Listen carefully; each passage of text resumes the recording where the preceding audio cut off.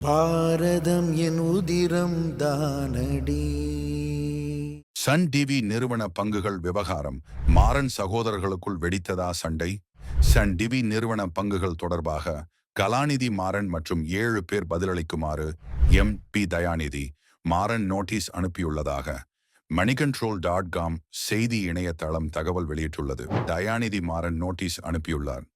தயாநிதி மாறன் அனுப்பிய நோட்டீஸில் சுமத்தப்பட்டுள்ள குற்றச்சாட்டுகள் ஒட்டுமொத்த நிறுவனம் மற்றும் சொத்துக்களை தனிப்பட்ட ஆதாயத்துக்காக கட்டுப்பாட்டில் எடுத்துக்கொள்ள மோசடி நடவடிக்கை மேற்கொண்டு இதற்காக திட்டம் தீட்டி ஏமாற்று வழிகளில் கலாநிதி சதி செய்துள்ளார்.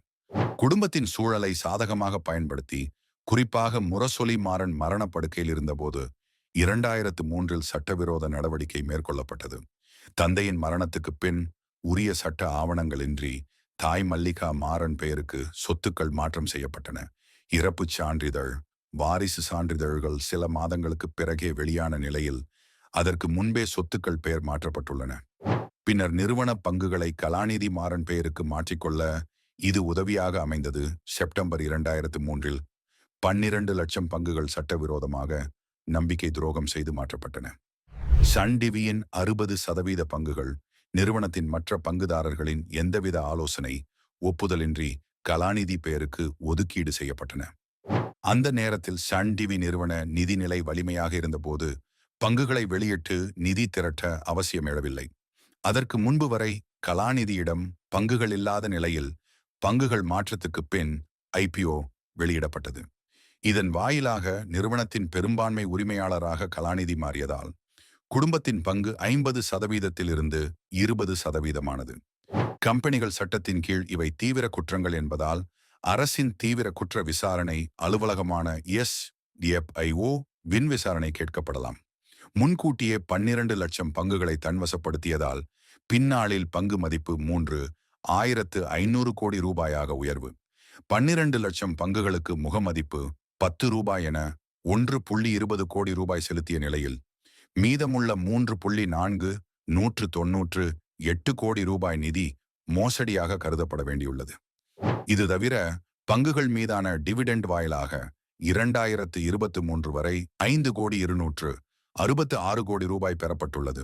2024 மட்டும் 100 கோடி ரூபாய் கொடுத்து வாங்கப்பட்டு பின்னர் அந்த பங்குகளின் மதிப்பு பல மடங்கானது. மல்லிகா மாறனுக்கு டிவிடெண்டாக 2005 10.64 கோடி ரூபாய் வழங்கியதாக ஆவணப்படுத்திய நிலையில் அதுபோல வழங்காததன் வாயிலாக நிறுவனத்தின் முதலீட்டாளர்களிடம் பொய் கூறப்பட்டது. இந்த குற்றச் செயல்களில் கிடைத்த தொகை வாயிலாக Sun Direct, Kal radios, Kal Airways, Kal publications, Sun Risers Hyderabad, South Asian FM, Sun Pictures, தென்னாப்பிரிக்கா, பிரிட்டனில் கிரிக்கெட் அணிகள், ஸ்பைஸ்ஜெட் முதலீடு என ஏராளமான சொத்துக்கள் வாங்கப்பட்டுள்ளன. எனவே 2003 ஆண்டுக்கு முந்தைய பங்குதாரர் நடைமுறையை மறுஉருவாக்கம் செய்ய வேண்டும். முரசொலி மாறனின் வாரிசுதாரர்கள் தயாளு அம்மாள் ஆகியோர் சொத்துக்களின் உரிமையாளர்களாக்கப்பட வேண்டும். கடந்த 2003 சட்டவிரோதமாக பெற்ற பணப்பலன்களான டிவிடெண்ட், சொத்துக்கள், வருமானம் அனைத்தையும் கலாநிதி மாறன், காவேரி கலாநிதி ஆகியோர் முரசொலி மாறனின் வாரிசுதாரர்களுக்கு திருப்பி அளிக்க வேண்டும்.